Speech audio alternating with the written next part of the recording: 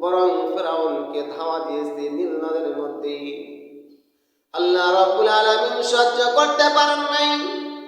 আল্লাহ রাব্বুল আলামিন সহ্য করতে পারেন নাই, ফিরআউনকে পানির মধ্যে নিমজ্জিত করে দিল। শুধু তাই নয়, ইতিহাস আরো বলে আখরি পয়গম্বর সাইয়্যিদুল মুরসালিন খাতামুন নবীন মুহাম্মদুর রাসূলুল্লাহ সাল্লাল্লাহু আলাইহি সাল্লামকে আবু জাহাল এমন বেয়াদবি করেছিল, এমন শত্রুতা পোষণ করেছে। আল্লাহর নবী রাসূল সাল্লাল্লাহু আলাইহি সাল্লাম আবু জাহালের জুলুমের কারণে, তার বেয়াদবির কারণে বাধ্য হয়ে গেলেন জন্মভূমি পরিত্যাগ করার জন্য। আল্লাহ তাআলার পারমিশনে মক্কা ছেড়ে মদিনায় চলে গেলেন।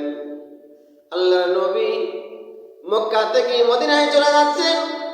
মক্কার গাছ বৃক্ষ পাহাড় পর্বত এমনকি সব মাখলুকগুলো কান্নায় ভেঙে পড়ল আর বলতেছে, হে নবী, আপনি কিভাবে আমাদেরকে ছেড়ে যাবেন? আল্লাহর নবী পিছনের দিকে তাকায় আর বলে, আরে আমি তোমাদের থেকে সরে যাচ্ছি না, কিছুদিনের জন্য আমি যাচ্ছি, আবার আমি তোমাদের কাছে আসবো। তোমরা কান্না করবা না, তোমরা দুঃখ নিবা না। আল্লাহর নবী আবু জাহালের কারণে, তার জুলুম নির্যাতনের কারণে মক্কা ছেড়ে মদিনায় চলে গেল। এইভাবে বর্তমান যুগের মধ্যেও আমরা দেখেছি নবী পয়গম্বর মুহাম্মদুর রাসূলুল্লাহ সাল্লাল্লাহু আলাইহি সাল্লামের ওয়ারিস উলামায়ে কেরাম জাতির বিভিন্ন ভাবে কোরআন হাদিসের কথা বলে বলে বুঝাইতো। কোরআন হাদিসের কথা বলে বলে তাদেরকে বুঝাইতো, জানাইতো, জান্নাত জাহান্নামের কথা জানাইতো, হক বাতিলের কথা জানাইতো, সৎ কাজের আদেশ অসৎ কাজের নিষেধ করত। এর ফলে উলামায়ে কেরামকে জেলখানার মধ্যে আবদ্ধ করে রাখলো, বিভিন্নভাবে টর্চার করলো, আয়না ঘরের মধ্যে নিমজ্জিত করলো। আল্লাহ তাআলা সহ্য করতে পারেন নাই। ওই উলামায়ে কেরাম জেলখানার মধ্যে বসে বসে কোরআন তেলাওয়াত করত। ওই জেলখানার মধ্যে বসে বসে আল্লাহ তাআলার জিকির করত। ওই জেলখানার মধ্যে বসে বসে রাত্র জেগে তাহাজ্জুদ নামাজ আদায় করত।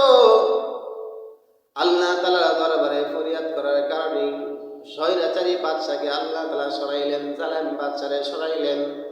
এই জন্যই তো আল্লাহ রাব্বুল আলামিন কোরআনুল কারীমের মধ্যে ইরশাদ ফরমান, লা'নাতুল্লাহি আলাল যালিমিন।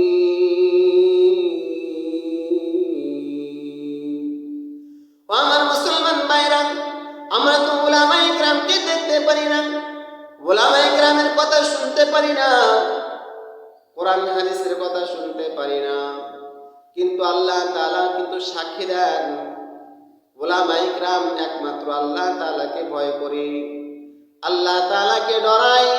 এই জন্যই তো আল্লাহ তাআলা কোরআনুল কারীমের মধ্যে ইরশাদ ফরমান, ইন্নামা ইয়াখশাল্লাহ মিন ইবাদিহিল উলামা। আল্লাহ রাব্বুল আলামিন বলেন, নিশ্চয় একমাত্র উলামায়ে কেরামই আল্লাহ তাআলাকে ভয় করে। ও আমার মুসলমান ভাইরা, ও আমার মুসলমান বাবারা, ও আমার মা বোনেরা, অন্তর কান দিয়ে শুনবেন, উলামায়ে কেরামের কথাগুলো শুনবেন, আমল করবেন। আল্লাহ রাব্বুল আলামিন ভাগ্য খুলে দিবেন। জুলুম করবেন না, জুলুমের ফল ভালো হয় না।